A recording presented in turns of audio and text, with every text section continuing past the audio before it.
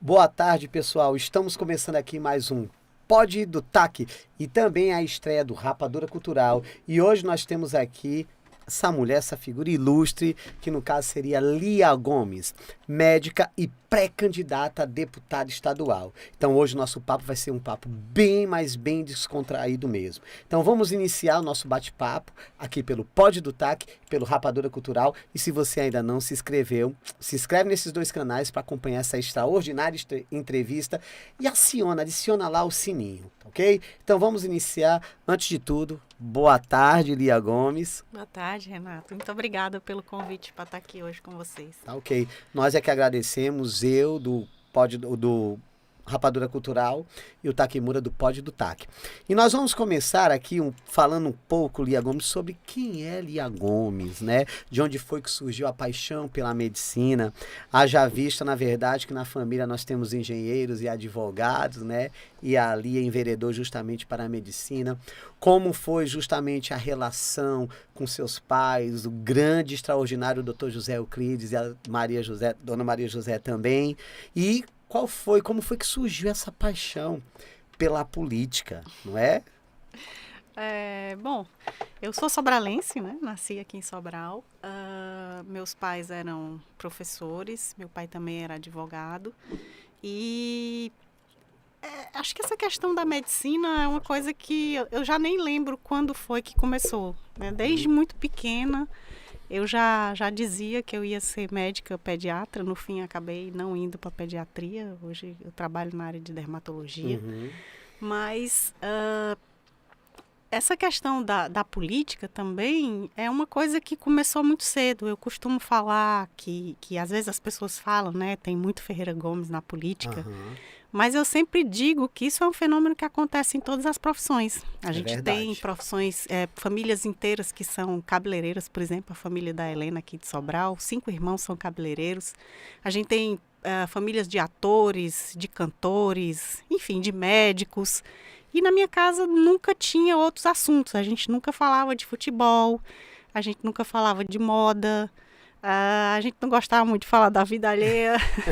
Então a conversa girava sempre em torno da política, política do Brasil. Meu pai era um entusiasta da política, né? Ele falava quase que o dia inteiro de política. Conhecia muito, tanto a política nacional, como a política estadual, como a política de Sobral. Então lá em casa o assunto era esse. Eu vejo como uma coisa muito natural. A política sempre fez parte da minha vida, eu sempre estive nos bastidores, né? Todas as campanhas que os meninos foram candidatos, eu sempre ajudei. Acho que com exceção do Cid para prefeito, mas Ciro prefeito, Ciro governador, Ciro presidente todas as 3 vezes, o Ivo para prefeito. Você levantou mesmo a bandeira do Ivo na primeira campanha e na segunda. Foi. Então, assim, eu sou muito apaixonada pela política, né? Então, é meio que um sonho realizado. Eu acho que eu quero batalhar por essa questão da causa das mulheres. Eu acho muito importante que Sobral, que está sem um representante na Assembleia Legislativa, tenha, porque Sobral é uma cidade muito importante, uma das cidades mais importantes do estado do Ceará. E eu acho que dentro desse contexto que eu resolvi, né, entrar para a política, assim, me candidatar. Como eu disse, eu sempre tive nos bastidores da política do Ceará e do Brasil nos últimos anos. Lia, quando você falou sobre essa questão da política, né, aqui em Sobral nós tivemos uma guinada com o Cid a partir de 1996, que começou uma nova era, né?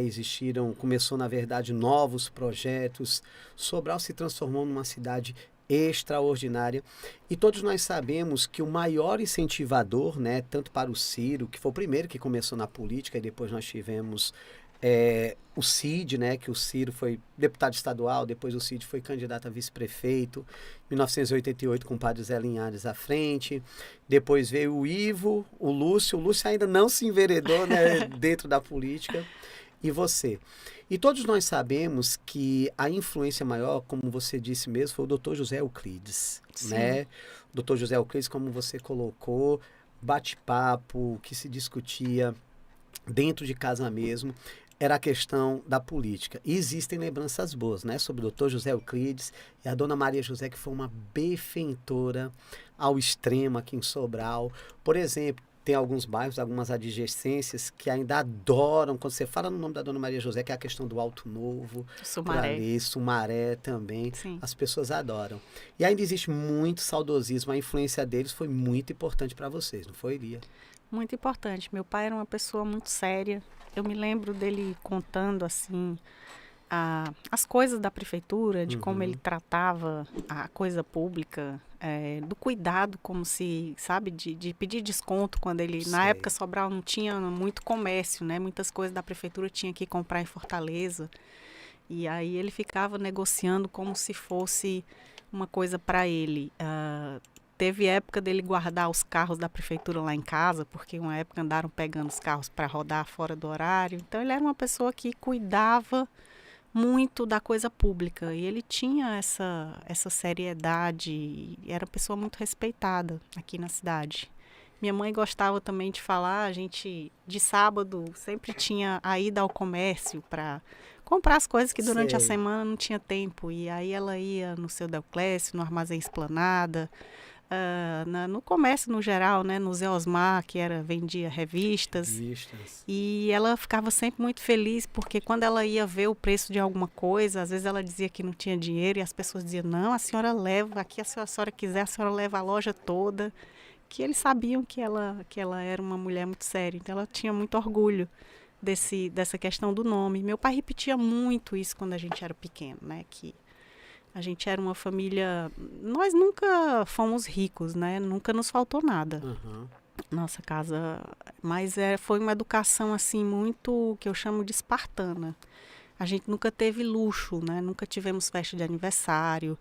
Eu vim conhecer Camusim, eu tinha 7 anos de idade. Fortaleza, eu acho que mais para frente. Eu não conhecia o mar, né? Ficavam 100 quilômetros daqui. A gente, durante boa época da vida, a gente não tinha carro.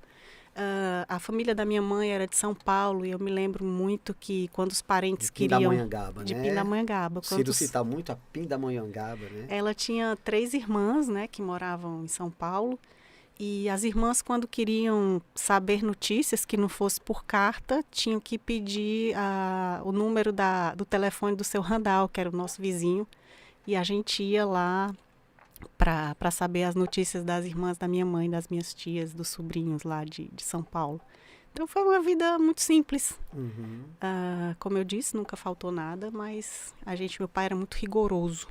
Ele tinha uma coisa assim que ele achava que as pessoas não precisavam ter muita roupa, não precisavam ter um carro, porque Sobral era tudo tão perto, né? Dava para andar a pé. E, enfim, essas coisas de aniversário ele não dava muita importância. E aí ele criou meio que a gente nesse espírito. E aí, domingo, né, nós vamos comemorar o Dia das Mães, né? E eu acredito que a dona Maria José foi uma pessoa muito importante, né, para a construção justamente profissional de vocês, até mesmo para o doutor José Euclides, porque eu sempre costumo dizer que na política, né, eu acredito que na política existe aquela questão de, vamos falar no popular, de dar liga, né? Quando o homem quer e a mulher sempre ajuda, uma grande mulher sempre está de lado.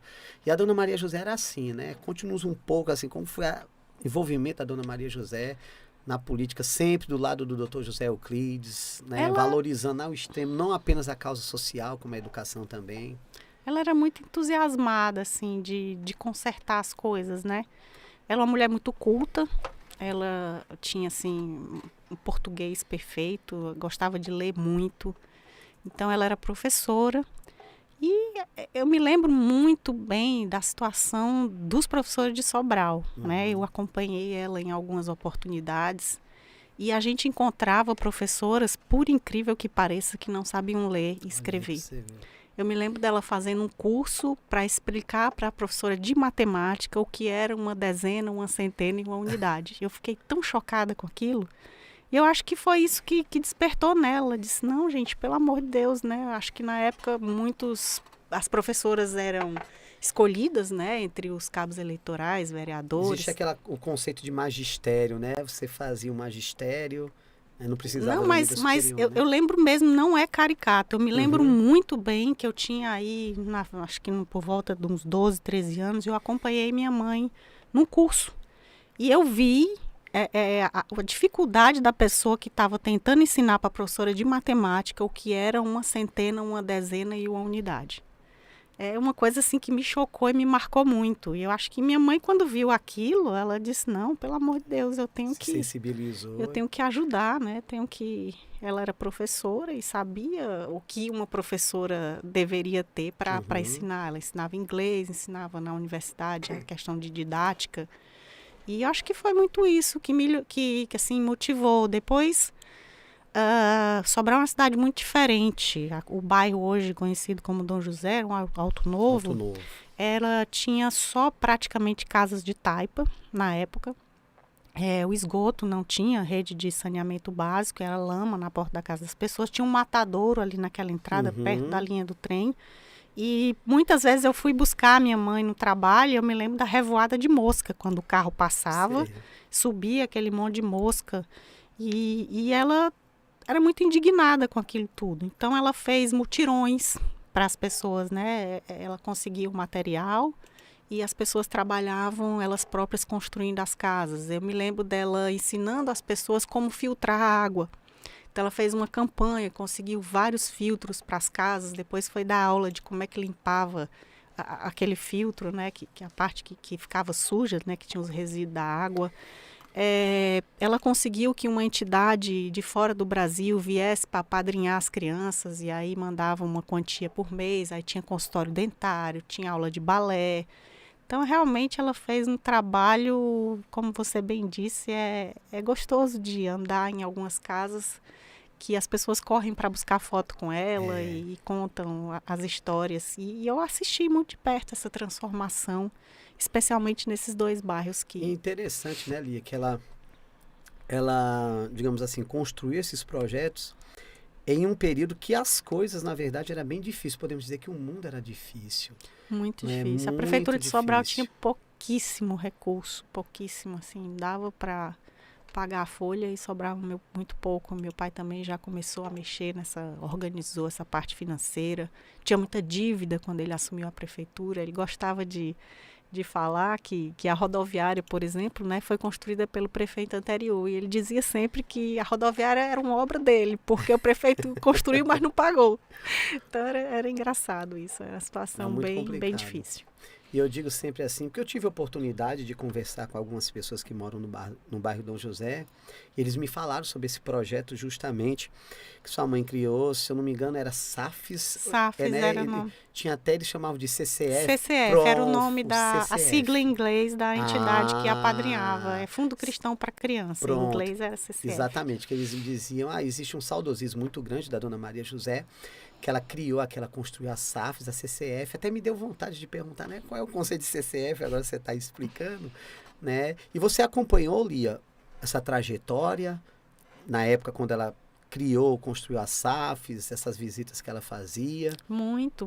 Eu fui muitas vezes lá, enfim, dessas coisas que eu citei para você, né, que eu lembro muito bem da precariedade da moradia, da questão do saneamento, desse matadouro que era horrível, né? Tinha muita mosca.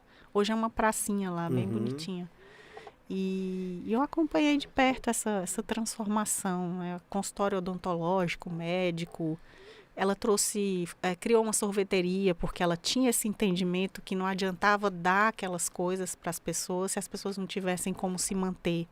Então, ela se preocupava muito em geração de emprego e renda. Uma mulher, assim, visionária. Tudo que hoje você quer que os políticos sejam, ela era de intuição pura. Numa época precária, né? Que parece que foi na transição no final dos anos 70, início dos anos 80, né? Isso. E se estendeu até o início dos anos 90. Lia, e falando agora um pouco de você, né? Você, na verdade, trabalhou juntamente com o Roberto Cláudio, foi em Fortaleza. E a gente identificou, na época quando você trabalhava, né? Que você levantou algumas bandeiras que são bandeiras importantíssimas hoje em dia, né? E duas bandeiras que nós identificamos que você levanta, você debate, você dá um apoio, na verdade, contínuo, sempre quando você pode, você está presente, que é a questão justamente, eu não digo feminismo, mas é a bandeira em torno da valorização, da autovalorização das mulheres e do movimento LGBTQIA+, né? Que eu queria até lhe parabenizar, na verdade, por essas duas bandeiras que você levanta. Você é uma defensora árdua justamente sobre isto.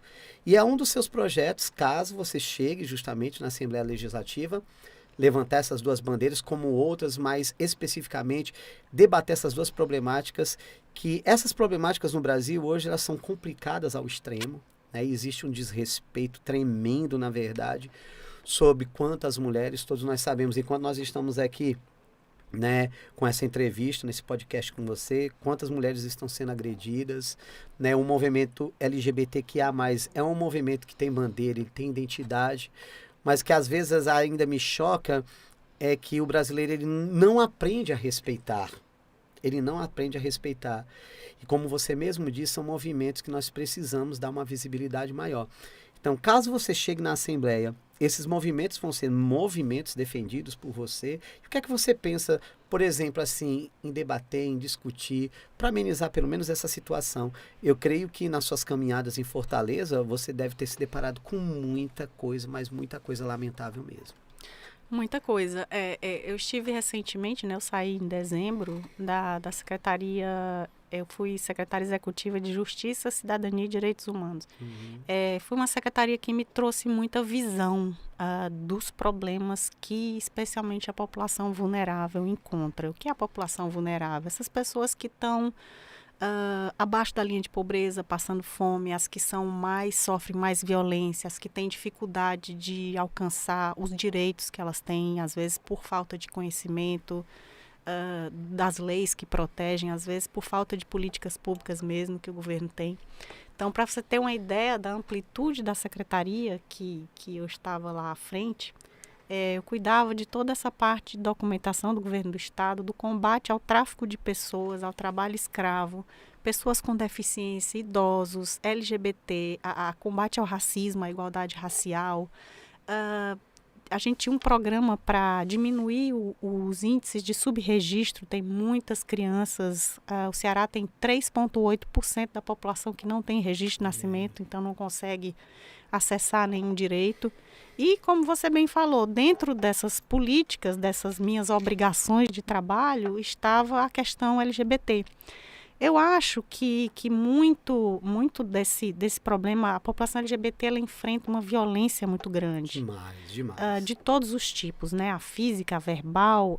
Chega a um ponto que uma mulher trans, ela tem uma média de idade de apenas 36 anos, enquanto a população brasileira já está vivendo aí até os 78, em média. Então, a gente precisa... eu acredito muito no poder da educação, Renato. Sabe por quê? Porque eu acho que boa parte desse preconceito contra as pessoas LGBT vem do desconhecimento. Isso. Muita gente ainda diz assim, acho que a maioria das pessoas, né, tem que respeitar a opção. E sempre que eu ouço, eu costumo corrigir. Eu digo, olha, não é opção. Você acha que alguém optaria por ser homossexual dentro do país que mais mata pessoas LGBT? Isso não é uma opção, as pessoas nascem assim. Escolher, tem que respeitar. Vai o quê? Surrar, espancar, expulsar de casa? Eu não acho isso certo. Não é inclusive cristão. Eu vejo às vezes muitas pessoas que, né, de discriminar. Então, assim, a parte do meu leque, conscientizar as pessoas, sabendo respeitar uma pessoa. Aí, dentre as políticas, referência para matricular na escola, às vezes sofre violência física, né? Muitos são espancados dentro dos banheiros e muitos deixam a escola, não conseguem estudar essa política, né? A gente trabalhou muito LGBT e elas contam as próprias histórias, os depoimentos. E eu acho que tem que ser, se consegue através de você dizer, olha, não é bem assim, ele não escolhe agredir, né? Que destino que essa pessoa vai ter, né? Vai ser mais discriminada, sofrer mais violência. Então, eu acho que esse mundo precisa de mais amor. Precisa de mais amor. Interessante, Lia, que você falando desses problemas sociais, teve um que me chamou a atenção. Eu queria, se você pudesse comentar aqui conosco, né? Até para quem está acompanhando aqui o Pod do TAC. Nós estamos aí como Tacmura, né? Muitas pessoas acompanhando, né? Tanto pelo Pod do TAC como Rapadura. Eu fiquei assim muito instigado quando você falou sobre o tráfico, de pessoas, né? Sim. No Ceará.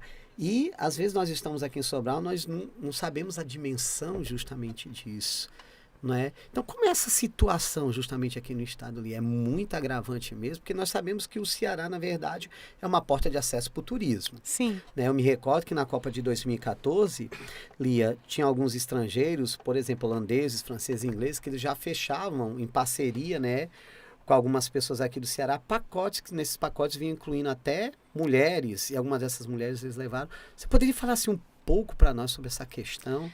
O tráfico de pessoas, ele está um pouco interligado, né, com essas outras... A gente trabalhou muito junto à polícia com a questão dos desaparecidos, né, também conscientizando as pessoas. Não existe esse negócio, por exemplo, que a gente vê às vezes nos filmes e as pessoas acreditam nisso, que tem que esperar 24 horas, 48 horas para denunciar. Isso não existe. Então, era uma outra coisa que a gente trabalhava bastante. E também conscientizando, porque a gente não pode fazer muita coisa. O que a gente pode fazer é falar sobre o assunto para que essas pessoas não caiam nessa armadilha. Porque quais são os dois principais, né, problemas, né? São os desaparecidos, que às vezes são levados para fora do Brasil, muitas vezes com adoções ilegais. E outra coisa são as propostas de trabalho fora do Brasil. Isso acontece muito com meninas. Aquele pessoa vê aquela menina na rua e diz, olha, eu trabalho com modelo, né? Eu faço fotografia e eu mando mulheres para fora do Brasil e elas podem ganhar milhares de dólares, né? No exterior paga-se muito bem por uma foto. A conversa é essa. E acaba que elas vão... Quando chegam lá, eles sequestram o passaporte, né? Tomam o passaporte e a pessoa muitas vezes vai trabalhar como a atividade sexual, como prostituição, porque são obrigadas a isso, ficam trancadas. Muitas não falam, a maior parte, né? Não falam inglês, não consegue pedir um socorro. Então, o que a gente trabalha muito é também fazendo palestras, esclarecendo que as meninas tomem cuidado com esse tipo de proposta. E os trabalhadores também, que acontece também a mesma coisa, que é mais ou menos o que acontece no trabalho escravo. Trabalho análogo, que eles né? são aliciados com propostas boas. A gente pegou muita história cruel. Uma pessoa aqui do Marco que fez uma proposta para os trabalhadores irem para a plantação de cebola no Rio Grande do Sul. E lá eles foram estava no inverno. A gente aqui no Nordeste, quem mora por aqui às vezes não sabe o que é um inverno. A gente chama de inverno a nossa estação chuvosa, mas é quase como se você morasse numa geladeira ou num congelador, para quem nunca pegou o frio. E lá com as roupas que os coitados foram daqui, passaram muito frio, né? Não tinham abrigo, dormiam a relento. O senhor tomou os celulares dos que tinham, tirou a carteira de trabalho, documentação, apreendeu tudo. Então, eles ficaram numa situação, descontava a comida, então recebiam quase nada de salário. Então, são situações que a gente trabalhava também dentro dos sindicatos, né, dando palestras. Quando eles chegam aqui, a gente tem uma equipe, né, quando são resgatados, a gente tem uma rede de pessoas que trabalham nesse combate ao trabalho análogo à escravidão. E elas se comunicam entre si, então você combina de como é que você traz essas pessoas de fora do Ceará para cá de volta, pagando as passagens, e quando chega aqui o pessoal da equipe vai receber e vai entrar na justiça atrás de processar essa pessoa, de receber alguma coisa que ela tenha direito, o seguro-desemprego. Então, é uma área que é muito complicada, o trabalho em si é mais prevenção e acolhimento. Você não tem muito o que fazer, né, para descobrir. Eles vão muitas vezes em caminhões baú, né, botam naqueles caminhões fechados, que aí eles passam pela polícia rodoviária sem ser fiscalizado, né? Ninguém desconfia. Então é tomar muito cuidado com essas propostas estranhas e assim que parecem às vezes muito boas para ser verdade. Que bom, né, Lia? Muito interessante isso que você colocou, né?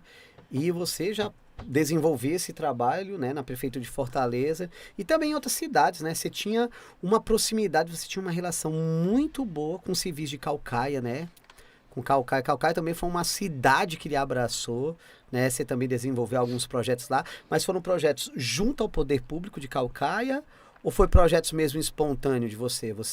Não, lá eu tive mais contato através da prefeitura, né? E a gente fez muitas ações também em parceria com a prefeitura, do governo do estado, com a prefeitura de Caucaia. Porque você é muito querida também em Caucaia. Eu quase fui candidata a prefeita. Pronto, aí. A gente sondou já, o pessoal gosta muito, mas muito da Lia Gomes. Eu adoro. Ouvi dizer, na verdade, que gostam mais da Lia Gomes, se você me permite dizer, do que o Naume, que foi prefeito de lá, viu? Gostam mais da Lia Gomes. Mas interessante, viu? Você que está acompanhando aí o nosso podcast, o Pod do TAC, pelo Rapadura Cultural, já estão mandando aqui alguns abraços, ó. Mande um abraço para minha futura deputada, estão colocando aqui. Olá, boa tarde. Né? A Lia é fantástico, um bate-papo extraordinário, coisa boa, viu, Lia? Lia, vamos falar agora um pouco, já que você colocou justamente esses projetos, e quando você chegar, se você chegar na Assembleia Legislativa, com certeza você vai levantar essas bandeiras, né? Acredito que vai tentar organizar, criar algumas comissões. E vamos falar um pouco sobre, digamos assim, eu posso considerar, nós falamos um pouco sobre o Dr. José Euclides Ferreira Gomes, vamos falar um pouco aí sobre o Ciro, não é? O Ciro, qual é o incentivo, na verdade, que o Ciro foi uma referência para vocês, né? O próprio Cid já colocou isso em questão, o próprio Ivo já falou também, e eu acredito que também você, né?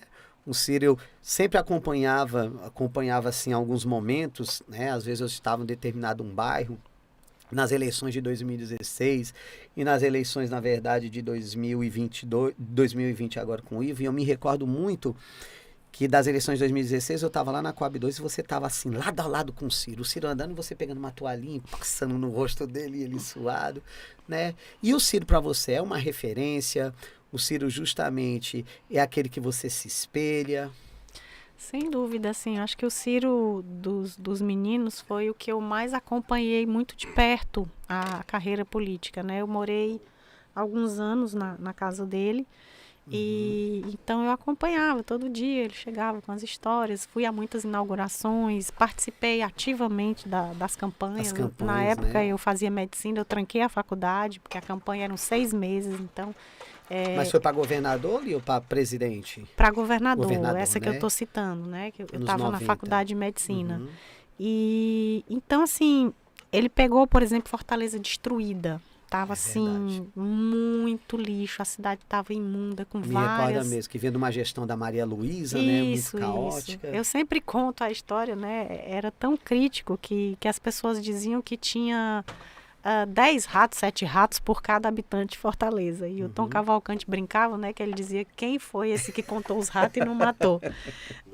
Mas ele se comprometeu durante a campanha que em 90 dias ele ia deixar Fortaleza completamente livre dessas rampas de lixo e regularizar a coleta de lixo. E assim fez. Assim fez, Fortaleza ficou rapidamente no começo da gestão dele, uma cidade limpa. Ele fez uma operação de tampar buraco também, a cidade estava muito esburacada. E depois teve o desafio como governador, que Fortaleza estava aqui na iminência de um colapso de água, de faltar água para abastecer a cidade. E ele também se comprometeu em, acho que foram 120 ou 90, agora já me faltou, construir um canal do trabalhador chamado na época, né, para trazer essa água. E as pessoas, ele chamou a equipe de engenheiro e todo mundo disse que aquilo era impossível. Como é que você ia construir um canal de, acho que é uns 70 quilômetros, em 3 meses? E aí ele disse, na reunião, ele falou assim, mas se eu dividir em 12 pedaços, né, 12 construtores, 12 empresas, aí todo mundo, então aí é possível. E aí ele passou a supervisionar as obras e as pessoas não lembram muito bem, porque o Ciro foi eleito prefeito de Fortaleza em 88. E assumiu em 89. E depois do governo do estado, logo em seguida, ele não ficou os 4 anos, ele já foi candidato a governador e ganhou.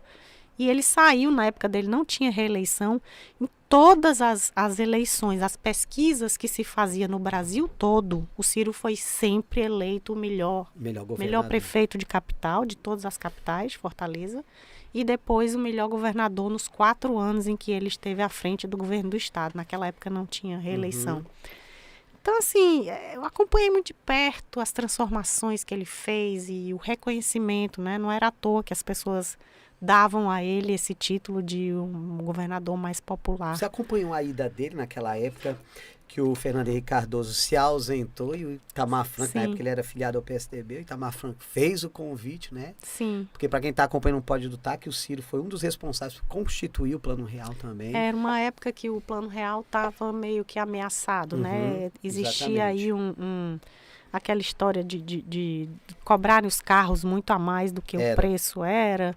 E aí o presidente Itamar Franco pensou, não, só uma pessoa como o Ciro, né, que tem coragem de enfrentar as coisas para meio que salvar o plano, porque estava tipo entrando água já, essas ameaças de ágio, né, que se cobrava, e enfim, estavam lá tendo uma série de problemas. E ele realmente enfrentou muitos interesses e pegou o real num momento crítico e conseguiu... Muito crítico mesmo. Conseguiu sustentar, manter a moeda. Então, ele tem essa participação na implantação do real, que quem viveu naquela época, né? As pessoas hoje não imaginam o que é você ir no supermercado e ver um feijão por R$7, no dia seguinte era R$7,50, 2 dias depois era R$7,80. E era assim que a gente vivia, né? Eu me recordo muito, Elia, que na época do governo Itamar Franco chegou a decretar moratória, né? Porque não tinha como pagar a dívida justamente do Brasil. E o real, como você mesmo colocou, deu uma musculatura fantástica. Que o governo Bolsonaro está criminosamente colocando em risco, né? Nós temos esse mês a inflação, a maior inflação dos últimos 27 anos. Né? Está desestruturando. É gravíssimo. Eu sempre costumo dizer, Elia, que hoje nós vivemos um surto inflacionário, mas as pessoas, às vezes, elas não enxergam a inflação como ela deve ser enxergada. É que você entra, por exemplo, vou dar um exemplo aqui doméstico, né? Você entra no supermercado, você vai lá numa gôndola, você pega uma latinha de refrigerante, está R$3, mas quando você chega lá no outro dia, ou então outra semana, está R$3,50, R$4, e as pessoas parecem que não se tocam.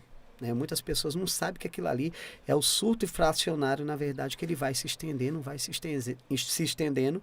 E é óbvio, quando ele chega, na verdade, ao ápice, ele explode justamente nas costas dos mais fracos. Né? As pessoas acho que talvez não saibam dizer que isso é inflação, né? Mas elas sentem que o salário que elas compravam aí uma cesta básica há 2 anos, hoje não compra nem um terço, né?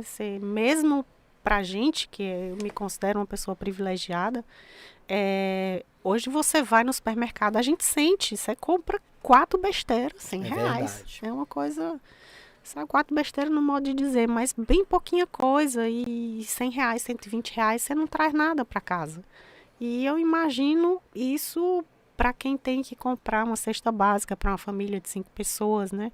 Que o salário se congela, né? Aumenta uma besteirinha todo ano e as coisas estão aumentando de um preço absurdo. Essa questão da gasolina, né? Que o governo Bolsonaro não enfrenta, prefere colocar a culpa nos outros e realmente estados, quem é responsável por isso é o presidente da República.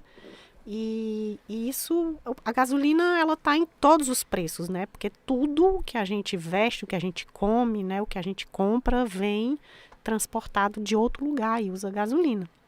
Então, quando a gasolina aumenta, as coisas vão aumentando bastante também. Lia, nós falamos aqui sobre o Ciro, mas eu também não poderia deixar de lhe perguntar um pouco, né, sobre a influência do Cid e do Ivo, que também foram 2 extraordinários gestores. Como todos nós sabemos, você fez um comentário justamente sobre o Ciro. O Ciro, ele pegou uma época do Ceará muito complicada, né, tanto Fortaleza como o Ceará. E o Cid já foi aquele que expandiu tudo, deu aquela guinada. O Ceará se desenvolveu muito no período dele. Então você teve a oportunidade de acompanhar o Cid na gestão dele aqui como prefeito, na gestão como governador? Sem dúvida. Eu tive morando um tempo em São Paulo, mas eu nunca me desliguei, né? Nunca transferi meu título de eleitor. Todos os dias que eu tinha de férias, Semana Santa, Natal, eu vinha passar aqui pelo menos uns 3 meses por ano. E acompanhava as notícias. Eu acho que o grande legado que o Cid deixou é essa questão da educação, né? A criação desse programa de alfabetização na idade certa, né? Que é o PAIC, que ele criou aqui em Sobral. E depois, quando ele foi governo do estado, ele transformou em lei estadual, né? Com uma série de... Talvez as pessoas não conheçam muito a fundo esse programa, né? Mas é um programa completo que ele... Os professores estão sempre, constantemente se capacitando. As escolas recebem premiação em dinheiro quando elas conseguem atingir aquelas notas, né? Aquelas metas que os alunos fazem as provas. E a parceria importantíssima da família do aluno, né? Cobrando dentro da escola. E, sem dúvida nenhuma, a valorização dos professores. Sem eles, nada disso seria possível. O Cid foi uma espécie de maestro, né? Que tocou aí, colocou todo mundo em sintonia para trabalhar. Todos os 184 municípios, quando ele transformou em lei, todos os 184 municípios passaram a implantar o mesmo método de Sobral. E por isso que o Ceará hoje se destaca, cada vez mais vem melhorando seus índices de educação. E vamos falar, para nós completarmos aí, né, o Ivo, né, a influência do Ivo. O Ivo é um grande gestor, né? Às vezes eu escuto... teve um dia agora que eu às vezes gosto de discutir nas redes sociais, mas cada vez menos, porque a gente adoece muito com a agressividade e a falta de educação. Eu costumo dizer, Lia, que nós vivemos em um país, que esse nosso país está tão dicotomizado, que muitas pessoas não respeitam mais a nossa opinião, né? E tem pessoas que jogam, na verdade, para o público. Às vezes você abre uma rede social, tem um cidadão falando, eu sou de esquerda, eu sou de direita, sem saber a origem do que é uma esquerda, sem saber a origem do que é uma direita. De você enxergar, na verdade, projetos sociais como uma benfeitoria e eles associarem projetos sociais às práticas comunistas.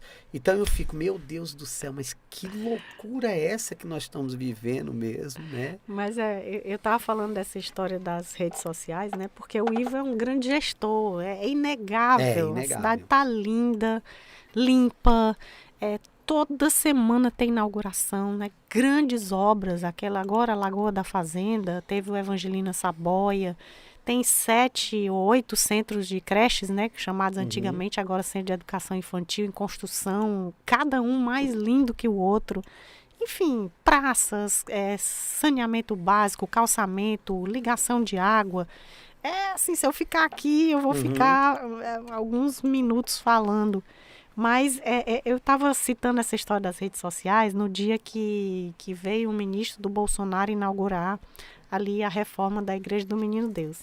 E aí vários da oposição já entram nas redes sociais da prefeitura, às vezes do Ivo, para dizer, olha, a obra só acabou porque foi o governo Bolsonaro. As obras de Sobral não acabam nunca. Olha que mentira, que Sobral tem alguma obra parada? Se tiver, uma ou outra perdida, porque a construtora muitas vezes abandona e aí a prefeitura precisa licitar de novo. E rapidamente o Ivo nunca deixa nada muito tempo, está sempre... Enfim.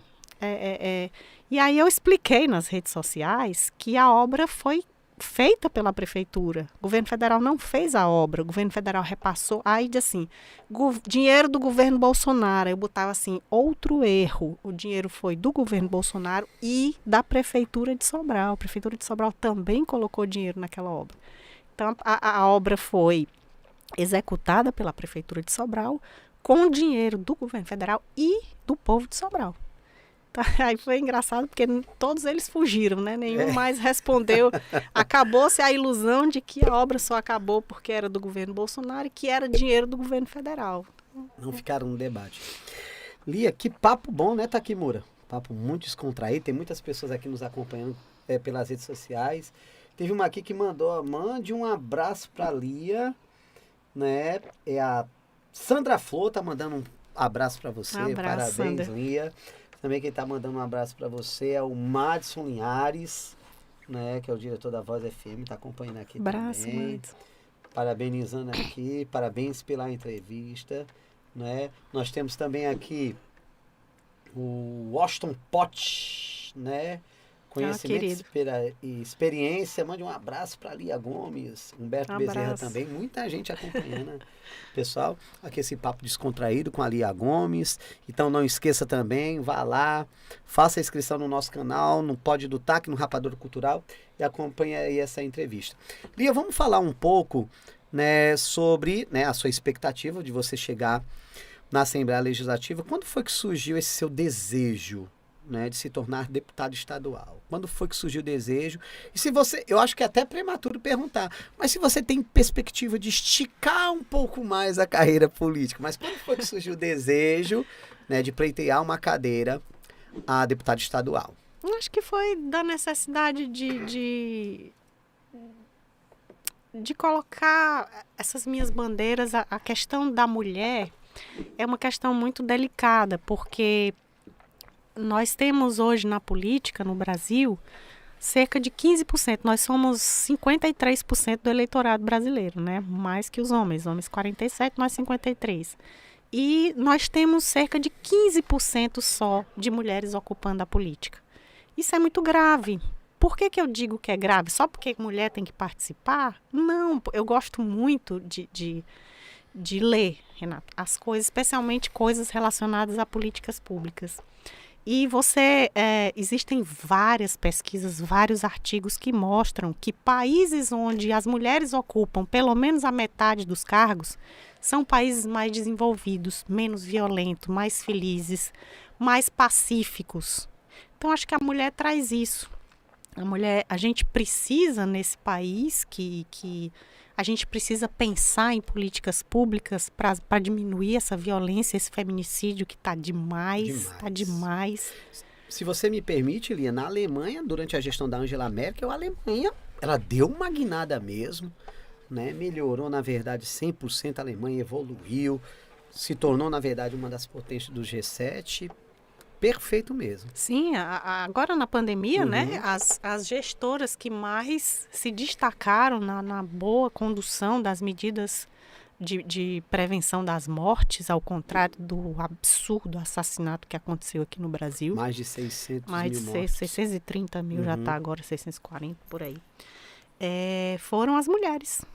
Destaque para da Austrália, acho que era Jacinda. E várias outras mulheres, né? Acho que da Suíça, enfim, foram cuidadosas, mais sensíveis, né? Elas conseguiram achar ali o equilíbrio entre o fechamento e as vacinas, e foi um período muito complicado, muito complicado. Então, as mulheres realmente se revelaram grandes gestoras nessa. Caso você chegue na Assembleia, você vai dar aquela musculatura, né? Com as mulheres, viu? Né? Espero que mais mulheres se elejam, né? Que não sejam tão poucas. Acho que dos 46 deputados que o Ceará tem, acho que são 5 mulheres apenas. Mulheres. Aqui próximo da região tem a Augusta Brito. Tem a Augusta Brito, boa deputada. Mas acho que a gente seria muito bom se ampliasse para a gente discutir mais assuntos, né? Pensar em projetos. O governador Camilo Santana foi um grande governador para as mulheres. Ele fez essa política. Isso é outro crime do governo Bolsonaro, né? A Dilma, presidente Dilma, criou um programa que chama Casa da Mulher Brasileira, que é um equipamento fantástico. Eu acho que deve ter uns 5 ou 6 só no Brasil todo. O Ceará é um deles, tem uma em Fortaleza. E é um equipamento que só mulheres trabalham lá dentro, e elas funcionam para atender as mulheres que chegam lá com queixas de sofrerem violência doméstica. E lá a delegada é mulher, né? Tem um acolhimento para as crianças, tem assistente social, tem psicóloga, tem um encaminhamento para o mercado de trabalho, tem inclusive um abrigo, porque muitas delas são ameaçadas de morte, elas chegam lá com a roupa do corpo e as crianças. Então, uma coisa necessária, para você ter uma ideia, são mais de 100 mulheres que procuram todos os dias. Todos os dias, mais de 100 mulheres vão até a Casa da Mulher Brasileira pedindo socorro. Pois bem, o governo Bolsonaro, ela custa cerca de 3 milhões e 800 por ano para ela funcionar, que é muito caro. Um equipamento, como eu disse, tem tudo lá dentro. E o governo Bolsonaro cancelou o financiamento que o governo federal deu por 5 anos, ele não manteve, encerrou a política. Nenhuma casa da mulher brasileira foi construída durante esse governo Bolsonaro. E o que aconteceu aqui no Ceará? O governador Camilo Santana está construindo 2 e uma já inaugurou. Então foram 3. E como o governo federal não deu mais 1 centavo para essa política, ela inclusive mudou de nome. Ela se chama Casa da Mulher Cearense. Tem uma sendo construída aqui, ali quase em frente ao shopping. Sobral vai ganhar uma Casa da Mulher Cearense. E uma já foi inaugurada em Juazeiro e a outra acho que é em Quixadá. Então, serão mantidas 100% com o dinheiro do estado do Ceará, do povo cearense, sem R$1 do governo federal. O que nós podemos identificar mesmo, Lia, eu também, eu costumo, digamos assim, analisar muito o governo. Esse governo é um governo marcado por muita misoginia, existe demais, mas demais mesmo. Né? Existe um desrespeito, na verdade, frente à questão feminina. Eu acho que, por exemplo, o atual governo do presidente Jair Messias Bolsonaro, ele despreza justamente a causa da mulher, despreza frequentemente. E como você está colocando, né, os estados, como por exemplo o estado do Ceará, através do governador Camilo Santana, ele recuperou justamente, né, esses projetos, dando autoestima justamente para essas políticas. E o mais interessante é que o Ceará agora está sendo gestado por uma mulher, né? Pois é. Pela Isolda Sela. Um orgulho, né? Enorme de ser sobralense. Isolda Sela, sobralense, na verdade, né? Uma mulher que ama a educação, como ama também todas as causas sociais. Lia, e falando ainda sobre esses projetos, você colocou, né, a questão da mulher, você levantou a questão do movimento LGBT, nós falamos justamente aqui sobre isto. Agora, uma das coisas que me preocupa muito, Lia, também nesse Brasil de hoje, né, e no Ceará também, é a juventude, não é? Nós temos, na verdade, um número significante, bem significante mesmo, de uma geração chamada geração neném, que não faz nada, não quer estudo. Você chegando na Assembleia, também a juventude, vai ser uma bandeira sua, né, com a construção, com a luta de políticas públicas? Sem dúvida. A juventude hoje do Ceará, ela tá sendo, de certo modo, exterminada. Né? Se você acompanhar o número de jovens que está morrendo hoje no crime organizado, né, na guerra das facções, é uma coisa assustadora. Demais. Assustadora. E eu acho que a gente precisa olhar para isso, né? A gente precisa ter um olhar, pensar em projetos, né, para a juventude, em como você bem falou aí, a chamada geração neném, como trazer de volta esses jovens da escola. O problema, Renato, às vezes é porque é muito difícil você fazer políticas locais. Muita coisa você consegue fazer. E eu citei aqui várias coisas que foram feitas aqui dentro do governo do estado, em Sobral, em Fortaleza, pelo Ciro. Mas você tem certas coisas, você veja bem, essa questão hoje da violência, e eu acabei de falar. Qual é o principal problema hoje que a população de Sobral reclama? A questão da violência. Qual é essa violência aqui de Sobral e do resto do Brasil, né? Não é diferente, né? Alguns lugares melhores, outros piores, mas o Brasil inteiro está assim. É vinculado ao tráfico de drogas. O Brasil não produz drogas. Toda a droga que está aqui agora no momento sendo traficada vem de fora. De quem é a obrigação de fiscalizar a entrada de drogas e armas no nosso país? Governo federal. E uma coisa que o Ciro cita muito, falando em como você precisa pensar nisso com muita urgência. E a gente não vê o governo federal falar uma palavra sobre isso. Né? Gosta de dizer que está aprendendo mais droga, mas se está aprendendo mais, muito mais está entrando. Né? Então, significa... Então, onde é que está o problema aí? Aí o Ciro cita um número que é chocante. Que as forças policiais, todas as polícias do estado, incluindo Raio, Polícia Militar, Polícia Civil, o Ceará tem 33 mil homens e mulheres trabalhando na sua segurança. Sabe quantos policiais federais que cuidam das nossas fronteiras o Brasil tem? 12 mil.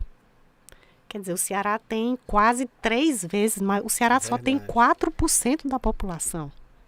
Quer dizer, 94% estão em outros estados. E a gente tem 33 mil pessoas trabalhando na segurança. Não é suficiente. E não vai ser. Porque essa questão da droga está muito grave. O contrabando de armas aqui, o que está entrando no país, que está alimentando o crime. E não adianta, você pode colocar mais polícia, precisa pensar no social. A gente precisa pensar em como atrair essa juventude através do esporte, através da cultura, através de uma educação que seja mais interessante. Aí quando eu falo, né, o Ceará não pode mudar o currículo, porque isso é de competência exclusiva do Ministério da Educação. Então, é uma coisa que só o presidente pode fazer. Então, assim, nos outros países, os jovens estão ensinando, aprendendo robótica, aprendendo com internet, com coisas... E aqui nós estamos no papel, aprendendo que data o Brasil foi descoberto, quem descobriu o Brasil. Pelo amor de Deus, a juventude hoje tem acesso à internet, a videogames maravilhosos. E tem escola por aí, fora do Brasil, usando videogame para ensinar geografia, história. Então, isso é uma coisa que só o presidente do Brasil consegue fazer. E aí, como tornar essa escola atrativa, interessante para esse jovem que não quer mais estudar?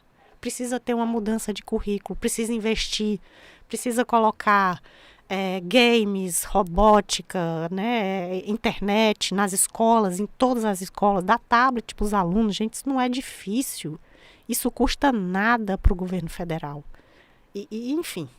É isso que eu estava querendo ressaltar aqui. É muito difícil resolver alguns problemas sem a ajuda do governo federal. Muita coisa se faz, está sendo feita dentro do Ceará. Mas todo governo, seja ele prefeitura ou governo, tem as limitações. Tem coisas que só o governo federal pode fazer. Eu até concordo também com você, Lia, que nós desde 3 anos atrás, nós passamos um quiprocó político de entra ministro da Educação, sai ministro da Educação, e cada um, no meu ponto de vista, que entrava é um menos despreparado do que o outro. Não é? E até me chocou do ministro Milton Ribeiro, que eu queria sua opinião sobre isso, né? Me chocou, na verdade, no ano passado, em meio à pandemia, né? O Brasil, todos nós sabemos que o governo ele não trabalhou como era para ter trabalhado dentro da questão da inclusão digital, e eu concordo plenamente com você, Lia, eu não aceito que no Brasil ainda existe a exclusão digital, é muito triste.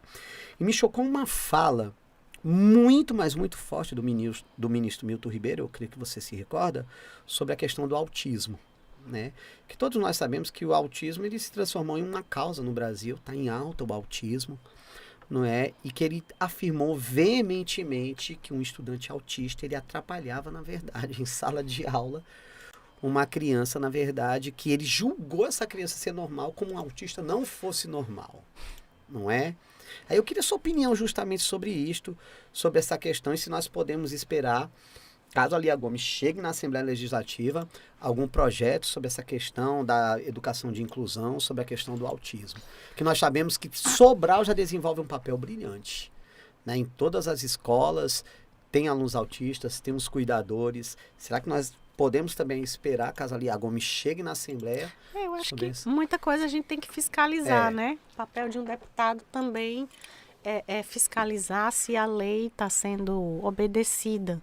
É muito grave isso que está acontecendo. Por coincidência, teve alguns dias eu consegui que um amigo que é psiquiatra, porque assim, eu ando muito nas comunidades, e aí uma determinada comunidade que eu fui lá em Fortaleza, no Janguruçu, teve uma mãe que me pediu, será que você consegue arranjar uma consulta? Porque eu não consigo um laudo de que meu filho é autista para eu dar entrada no BPC.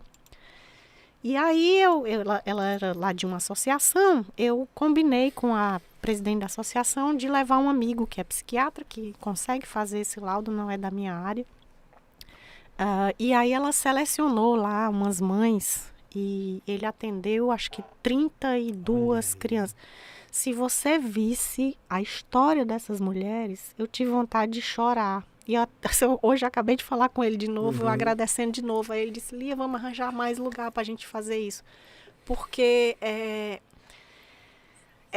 muitas dormem. Primeiro, 80% delas não tem nenhum tipo de ajuda dos pais das crianças. Nem ajuda financeira e nem de ficar com o menino uma noite, de passar o final de semana com o menino.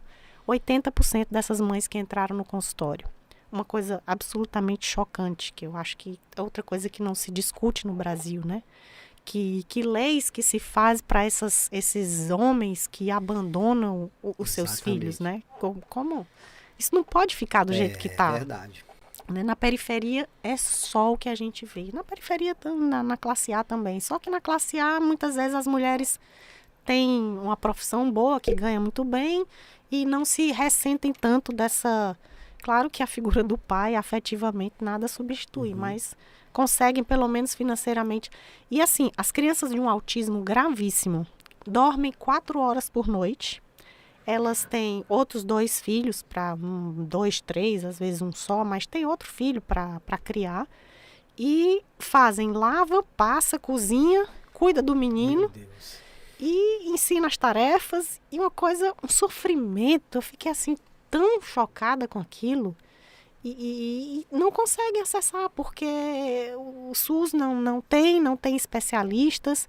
Não tem... hoje, se você, como gestor, quiser contratar um médico para fazer esse laudo, você não consegue. É um dos problemas que os gestores enfrentam, é a falta... Os médicos são poucos e eles se interessam mais pelos consultórios, porque rende mais do que um salário do serviço público.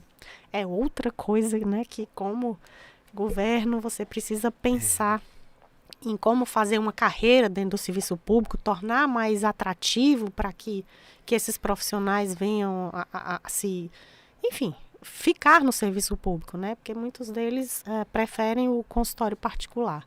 Então, assim, o autismo é realmente uma coisa muito complexa. A gente precisa... Na Assembleia tem um local que foi criado pela a ex-esposa do Sarto, que foi um núcleo mas ele atende, a maior parte são autistas filhos de servidores, e uma parte para fora. Mas eu acho que, sem dúvida, a gente precisa se aprofundar mais nessa questão e ver o que é que dentro, porque o deputado estadual ele tem limitações, né? Um deputado estadual não pode, por exemplo, fazer o que eu falei aqui, né? De mudar as leis da educação. Ele pode, dentro da lei federal, né, cobrar. Exatamente. Então, assim, assim, às vezes um pouco frustrante você se animar tanto, ter tantas ideias, mas você pensar que você não pode muita coisa. O deputado estadual está além das competências dele. Até porque nós comentamos isso, porque, como eu coloquei para você, eu achei um despautério, né? Essa arrogância do ministro quando ele fala uma questão dessa. Eles são preconceituosos, né? Demais. Eles são preconceituosos, eles não se preocupam com o diferente, né? O negócio deles enfim, são as pessoas ricas, brancas, com dinheiro, né, que podem mandar no país. É um absurdo o que está acontecendo nesse país. Exatamente. Lia, aí dentro desse seu projeto, você se afastou um pouco da medicina, não se afastou? Sim. Pronto. Né? A medicina.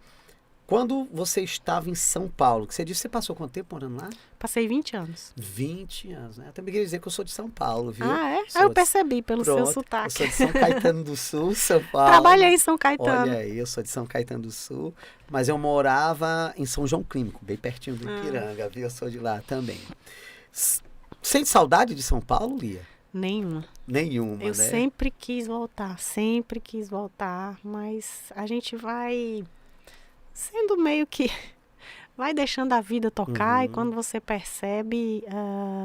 eu estava casada com um paulista e eu sempre tentei fazer com que ele viesse para cá e ele nunca quis, porque ele dizia que a profissão dele precisava morar em São Paulo. E aí o casamento acabou e eu vi nisso uma oportunidade. Eu digo, não, agora que eu já não estou mais casada, eu vou voltar para minha terra. Vou retornar para minha terra querida, que no caso seria a minha Sobral. E eu queria que você falasse um pouco, nós pontuamos aqui, né, algumas, digamos assim, algumas referências políticas para você, que no caso foi o Ciro, o Cid, o Ivo, É óbvio. E eu queria que você falasse um pouco assim sobre sua relação com o Camilo, né? Já que você trabalhou com a relação com o Camilo e com o Roberto Cláudio, que foram, eu creio que você teve uma proximidade, se eu não me engano, com o Roberto Cláudio mais do que com o Camilo, né? E eu queria que você falasse um pouco sobre a gestão dos dois, sobre a sua relação tanto com o Roberto Cláudio como também com o Camilo Santana. Bom, são dois amigos, as pessoas que eu admiro muito. Grandes gestores. Grandes gestores. O Roberto Cláudio, eu penso que ele se destacou muito nessa questão da infraestrutura. Você trabalhou com ele, né, na secretaria? Eu trabalhei com ele há um tempo e depois eu saí dentro da gestão dele, mas eu fui para aquela parte de orçamento participativo, que faz votação das coisas que a comunidade quer. Eu participei de muitas reuniões sobre a questão do trânsito, por exemplo, né? E é impressionante a mudança que ele fez, né? A história das ciclofaixas, a discussão no começo, que Fortaleza é muito quente, as pessoas não vão usar muito, aí não, mas vamos apostar. E Fortaleza hoje era, pelo menos até a época que eu estava lá, a segunda cidade em termos de uso das ciclofaixas, né? As pessoas usam muito. E é uma coisa muito moderna, que tem que tirar o carro, né? Porque o carro polui, o carro engarrafa. A gente tem que apostar mais no transporte da bicicleta e no transporte coletivo, investir em ônibus de qualidade, metrô, VLT, como Sobral tem aqui. E a transformação que ele fez, os corredores de ônibus que diminuíram, às vezes, 40, 50 minutos que as pessoas passavam no engarrafamento, porque a maior parte das pessoas mora muito longe e trabalha mais na região do centro e no entorno ali. Então, gastam 1 hora e meia para chegar e voltar, né? 1 hora e meia para ir, 1 hora e meia para voltar. Às vezes, perdem 3 horas por dia dentro do transporte. E as alterações que o Roberto fez, muito corredor, muita gente que usa carro não gostou, porque o carro passou a engarrafar mais e a gente vê o ônibus passar, que é o certo, né? Tem que privilegiar aquele transporte que carrega mais pessoas do que o carro que muitas vezes vai uma pessoa dentro. E ele é muito premiada, a gestão ela é reconhecida, ele contratou uma consultoria, acho que de uma não sei se é uma empresa ou se é uma organização sem fins lucrativos, acho que esqueci o nome agora, acho que é uma fundação, que deu essa consultoria e ele realmente apostou, que eu gosto muito, acho que todo gestor tem que ver o que é que os pesquisadores estão dizendo. Por isso que eu digo que eu gosto de ler sobre políticas públicas, porque sempre tem alguém especialista em alguma coisa. Sabe, se você quiser pensar no autismo, você vai achar aqui no Brasil também, dentro das universidades, pessoas que são estudiosas, que se aprofundam, que pesquisam só aquilo. Né? Eu falava na pandemia, também fiquei lendo muitos artigos, eu fiquei impressionada, tinha uma pessoa estudando qual era o diâmetro das gotículas que saem da boca da gente na pandemia e quanto tempo elas ficam suspensas no ar, que é para saber qual é o risco que você tem de pegar se você está num ambiente fechado. Então, assim, Bolsonaro desprezou tudo isso. Desprezou tudo isso. Todas as pessoas que podiam dar assessoria, ele chamou uns malucos lá que não entendiam de nada, uns médicos que mandavam tomar cloroquina. É verdade. Enfim, a ciência, ela pode te ajudar em tudo, qualquer área. E isso o Roberto fez, ele contratou essa consultoria. Sem esquecer, né, que tanto o Roberto Cláudio como o Camilo Santana, eles foram 2 gigantes nesse período da pandemia. 2 gigantes mesmo. Sem dúvida. O Camilo sofreu demais. Ave Maria, o Ivo também eu morria de pena. Que, tá querendo quebrar o comércio, o homem ruim. Até hoje o povo entra nas... Camilo é muito querido, mas aqui e acolá tem umas pessoas que entram para dizer que ele... Como é que a pessoa pensa que um gestor